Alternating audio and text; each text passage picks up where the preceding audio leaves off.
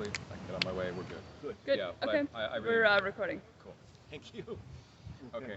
So yeah, I guess just to sort of, I sort of tie it off with a nice little bow so I can manage. What does the word spirituality mean to you? When I was sick with cancer, I had a very intense spiritual experience, and that was that I started doodling. At that time, I had not been doing art for years. I sort of put it aside and was involved in teaching and counseling. So suddenly I get ill. I'm sitting in a hospital bed. I've got a lot of extra time. So I was fooling around with colored pencils and things and started to do these abstracts of these various amoebas and cells and abnormal looking cells. And then I realized, talking to my oncologist, that I was drawing my cancer and I was drawing the opposition to the cancer. I think there's a plate in the Tales of... my cancer cells are going away. Right. Yeah. And so that's when I had this spiritual sense about how strong art can be. So now let's move ahead to the 6 powers of the cosmos. And while I'm doing this, I'm thinking to myself, not only is this helping me develop a spiritual sense, not a religious sense, an important distinction. I think religion often ruins spirituality. So this was a real contact with the sense of belonging on the planet as I was doing the drawings. And then I'm thinking to myself, well, these hopefully will be powerful enough that the average person, man, woman, or child, will see that and have something resonate for them. And maybe they can have this in their room. I should have suggested people make copies, photographic copies, and have them in their room to look at, so that it's part of your consciousness. And I think that in itself is a spiritual path. In other words, the art is luring you, if you will, by looking at it and gazing at it, meditating on it, to improve your life in a very spiritual sense. In other words, purifying. The art is purifying. I got that experience with the pictures. Super. And I think just very gratifying. I'm glad that it is.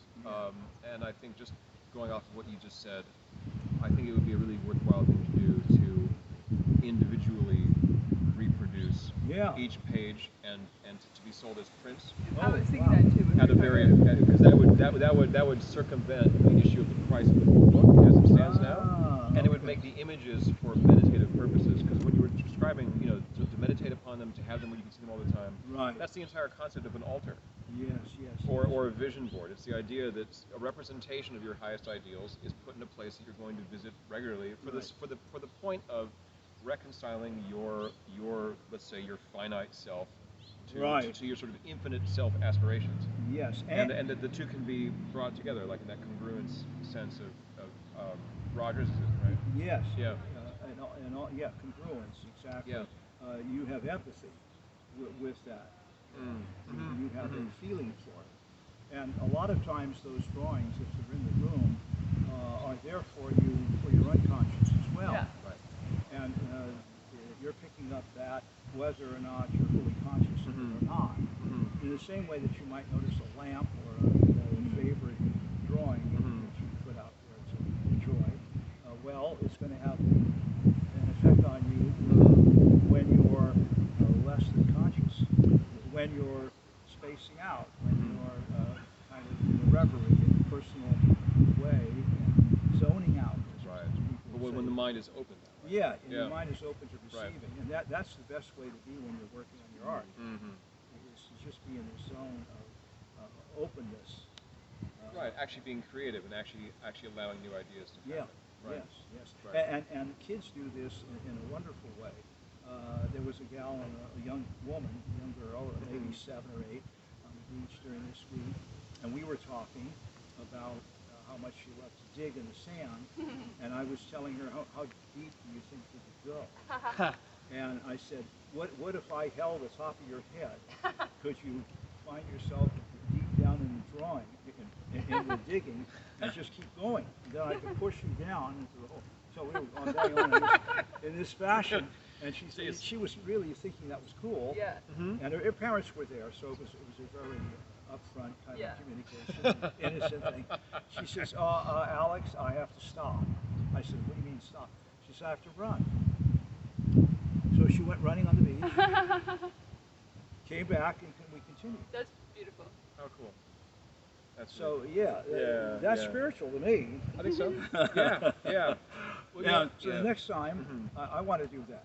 I want to tell an adult, this is a great conversation, but I have to run. And do really instead of, Right, not saying it euphemistically, right? Or figuratively, whatever. Right. Run and then come back. Yeah. Even if it's just a jaunt. Totally. I sometimes do that with Jas. I think you do. You do. I think that would be great. So. Well, it's sort of like when you ask a small child. I remember this story because it happened exactly this way. There was a kid and someone asked, "What are you doing?" And he said, "I'm sitting." Yeah. Okay. Yeah. Meaning just that it can be that straightforward. Brilliant. And it's amazing how much adult life is marked by just this totally convoluted. Sure. Inability to just say exactly what something is, and that life, as it appears in front of your face, is totally adequate.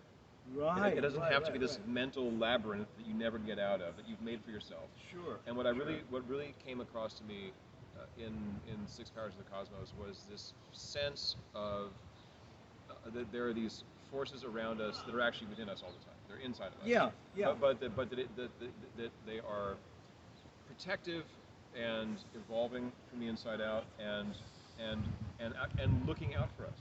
Yes. And supplying perseverance and not grit in that sense, but providing strength. And an optimism, strength, and a hope, and a sense that this has meaning, and this idea that there's a belonging. You said like a sense of belonging in the world. I'm here on the planet. Yeah. And I'm happy to be on the planet. And meant to be. Yeah, meant to be. Right. It isn't all just an accident. Right. Yeah. And the piece of art on the wall is just like having a photograph of yourself. It's reminding you of you. Yeah. It's your drawing. It's coming from you, no one else. Right. We must get you drawing. I would love to. Okay. Yeah. The beach. Simple. It's a great place to start. Okay. Yeah. Well, thank you for taking the time to go through some of these themes, and I feel like we're nowhere near done talking about them. We have But I think that's great for now. Yeah. You know, I Yes. really do. Okay. Yeah. And now I'd like to talk in a minute or two about my children's. Yeah, please do. A whole different idea, but really a lot of similarities. I'd be interested in the similarities. Yeah. That's the spirituality. Because those aren't obvious to me, actually. So I'd like to hear that. Oh, really? Okay. Yeah. I mean, maybe there's some that I did notice that I haven't really registered, but they seem like very different animals. Pardon the. Yes, I want to bring in Carlos Castaneda when we're back on track. Cool. Because I just now got a lovely. I'm going to pause it and then we'll start a new one for the next video. Good.